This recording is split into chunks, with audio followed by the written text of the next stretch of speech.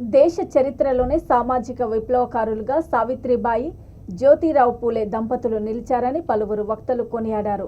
ఏలూరు జిల్లా కైకలూరు నియోజకవర్గం Mandavalli doctor BR Ambedkar association ఆధ్వర్యంలో సావిత్రిబాయి పూలే 126వ వర్ధంతి నిర్వహించారు.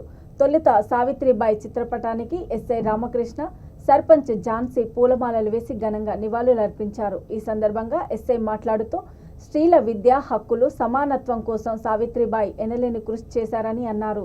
ఈ కార్యక్రమంలో అంబేద్కర్ అసోసియేషన్ అధ్యక్షులు ఎల్ఎస్ భాస్కర్ రావు, నియోజకవర్గ జైభీం కన్వీనర్ వి సుధీర్ తదితరులు పాల్గొన్నారు.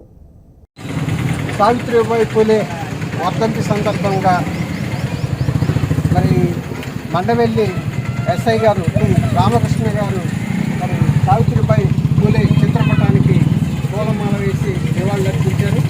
అలాగే గ్రామ సర్పంచ్ మెందా ఝాన్సీ గారికి కూడా అంబేద్కర్ విగ్రహానికి పూలమాల వేసి నివాళులర్పించారు. ఈ కార్యక్రమంలో ఐదుగురు సర్పంచ్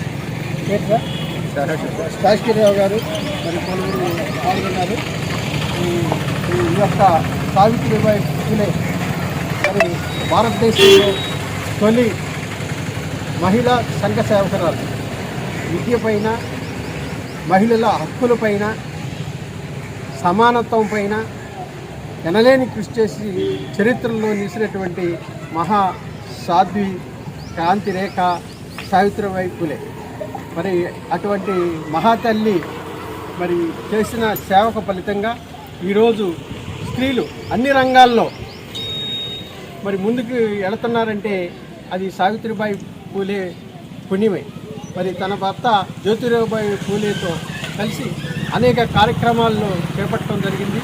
స్త్రీ విద్య కోసం మరి అసలు విద్యే కూడదని అన్న రోజుల్లో సమాజాన్ని ధిక్కరించి ఎదిరించి స్త్రీ విద్య కోసం మొట్టమొదటి పాఠశాలను స్థాపించి మొట్టమొదటి మహిళా ఉపాధ్యాయులుగా పేరుగాంచింది. ఈ సావిత్రిబాయి పూలే గురించి మన ఎస్ఐ టి రామకృష్ణరావు గారు మాట్లాడుకోవచ్చు. ఈరోజు సావిత్రిబాయి పూలే వర్ధంతి రోజు సందర్భంగా దీనిని స్మరించుకుంటూ ఏర్పాటు చేసినటువంటి వర్ధంతి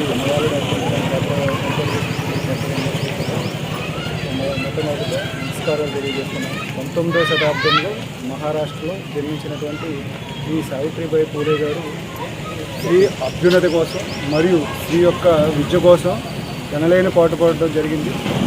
అంతేకాకుండా లండన్ మిషనరీలతో కలిసి ఇండియాలో మొట్టమొదటి స్త్రీకి ప్రత్యేక పాఠశాలకు ఏర్పాటు చేయడానికి ఆవిడ భర్త కలిసి కృషి చేసి మొట్టమొదటి పాఠశాలను కూడా తీసుకురావడం జరిగింది. అలాంటి ఆవిడ గురించి ఇలా స్మరించుకోవడం అనేది ఈ యొక్క నివాళులు అర్పించడానికి ఏర్పాటు చేసినటువంటి ఈ పెద్దలందరికీ కూడా మరొకసారి హృదయపూర్వక కృతజ్ఞతలు తెలుపుకుంటూ సెలవు. సర్పంచ్ ఝాన్సీ గారిని మాట్లాడుతూ